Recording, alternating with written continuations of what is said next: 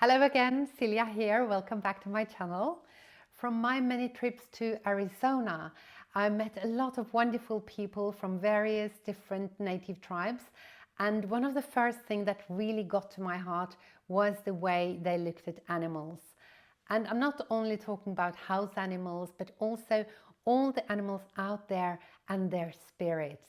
So today I want to share how you can find your spirit animal or power animal and find out how to use it even for your spiritual work and shadow work, the difficult emotions that we are carrying. So it's all related. Everything is energy. If you know me from before, you know that from my perspective, everything is vibration, everything is energy, everything is frequencies, and that we interact or interconnect in this sea of frequencies at all time.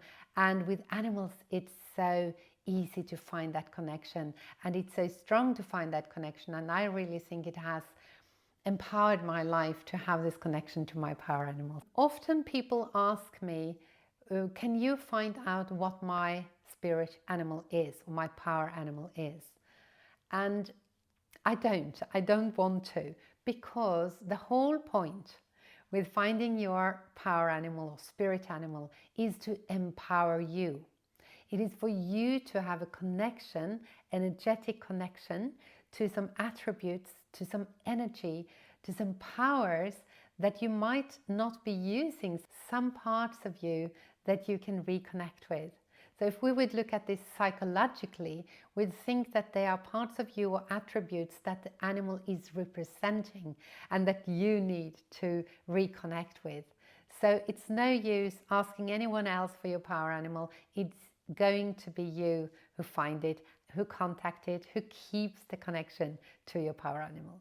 So let's dive into this. Let's see how we do it. First of all, I want to distinguish between a power animal or a spirit animal and a medicine animal.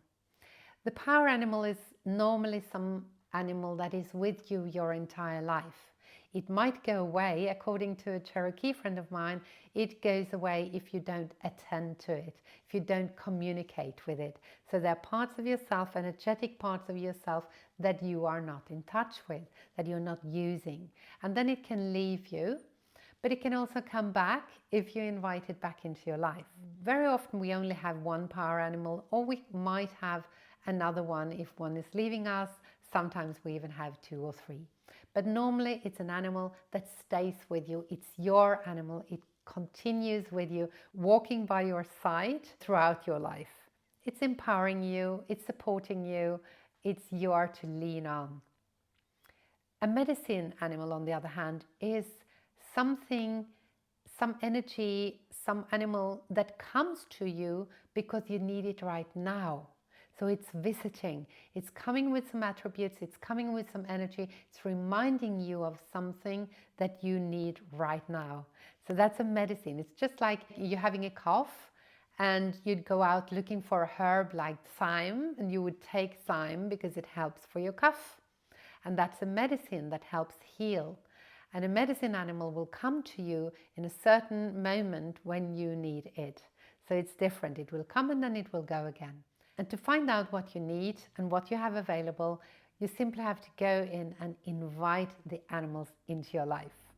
Now, when we're working with animals, then we see that in different cultures they would explain and interpret the vision of a bear differently, or a vision of a butterfly slightly differently. But we also see great similarities throughout different cultures, and in some cultures we're talking about the animal as something physical. We see it, it's there, we connect to it, and it's an intimate connection with that animal. In other cultures, we might get dreams or thoughts about an animal, and in the dream the bear would appear, and then you would connect to it in the dream, and then you would afterwards interpret the symbolism of the bear. But it's the same processes, we just do it a little bit different. I find it really interesting also to see what materializes in the physical reality, physical life. And here I want to tell you a little story, because it's quite powerful what these animals are able to hear when we start communicating with them. It was a few years back. I was sitting in a wooden house, a cottage out in the woods, having a course, and people were laying on the floor, and we would do a drum meditation, or maybe it even was a, a meditation to look for our power animal. I was sitting there with my drum, and I was drumming and humming, and people were going into this meditative state, and I myself felt that I was going into the meditative state as well. And the thing was that the elk appeared really quickly in my mind. So I was seeing this elk, and it was very powerful and strong in front of me. And what happened inside me was I felt so guilty, because the day before I'd been visiting my mother and we had elk for dinner. So I had been eating my power animal. I knew the elk was my power animal, and I'd been eating it. So my first thought was, oh, I'm so sorry, I shouldn't have eaten you, I'm so sorry that it had come to sort of tell me that it wasn't all right. But something else happened. The elk was just staring at me and showing me all its forms, moving a little bit in front of me, showing its sides.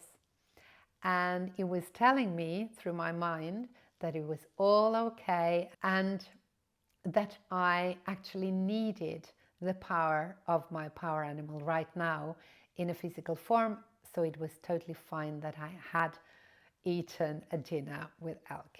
I felt relieved, I was very grateful, and the drumming went smooth, and the course moved on, and it was all fine.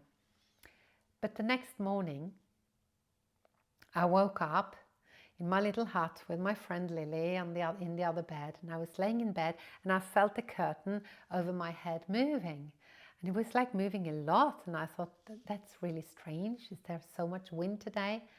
And then I was looking up above my head where the curtain was moving, and in came the nose or the muzzle of an elk, a physical elk, entering with its head. Luckily the window wasn't that big, and the moose couldn't bring, or the elk couldn't bring the entire head in, but I jumped out of bed and I had to have a laugh, and it was so amazing to see the elk's nose or moose so close to me and really having this encounter.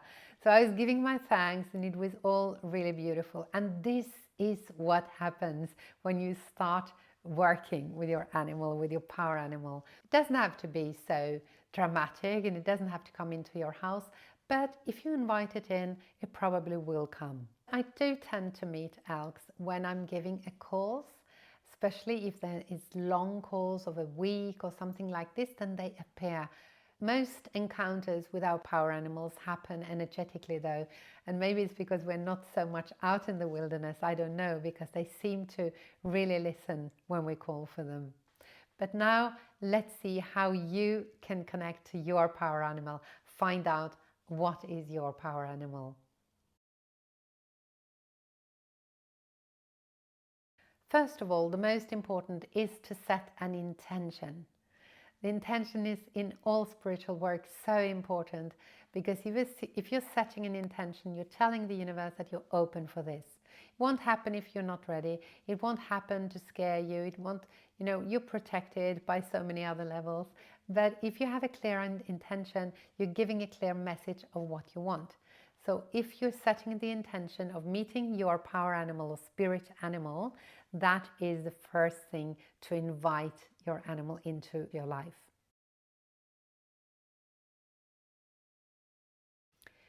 And then the next thing I would do is always to go into meditation, because meditation is such a nice, calm place to start communicating with whatever you want to communicate with, which is not in the physical realm around you right now. So if you want to call in a spirit animal, you close your eyes, you go into a little meditation, and what you can use is a drum. If you have a drum, then sit and close your eyes and drum with the intention of meeting your power animal. Invite your power animal in, close your eyes, start drumming, and just keep that invitation going and see what happens. Maybe you'll see something for your inner vision, maybe you won't.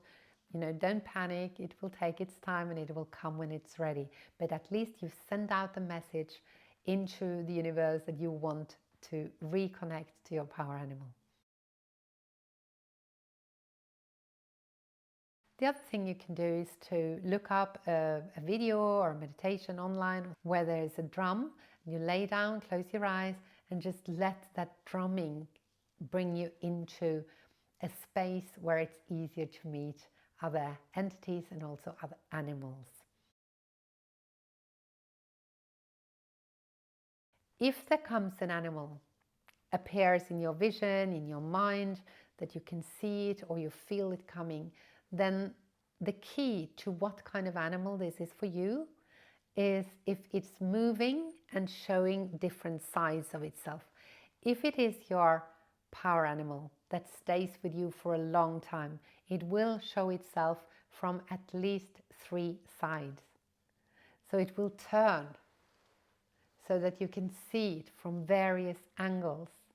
And that is how you know that it is an animal that is talking to you, showing itself. Sometimes it can even start dancing or doing weird things in your vision to show you that it's there. And you can even do this out in nature as well. You can find a nice place where you can sit out in nature, close your eyes, invite your power animal to come see you. And then open your eyes and look around and see what happens. Sometimes if you, for instance, you have a squirrel as your power animal, it will come, it will jump, it will move, it will show itself. The more you do it, the easier it is to connect. And if you see another animal and it's not showing itself from 3 sides, but it's passing, it could be your medicine animal, a medicine animal that is passing, that's giving you some medicine, reminding you of some attributes, some energy you should use. And here we come into the spiritual work and the shadow work that we're doing. When we're doing shadow work, we're working with parts of ourselves that we don't necessarily like, that we might be ashamed of or not so proud of, or angry about, loneliness. It could be all kind of different things, and especially things that we're not proud of. We tend to put that into our shadows and it becomes our shadow self. It lives its life within us, but we're trying to suppress it. Now, working with animals, it's so beautiful because all animals will have different attributes. A bear can be very solid, very safe, very strong, very calm, but it can also become angry, and it has an enormous power when it becomes angry.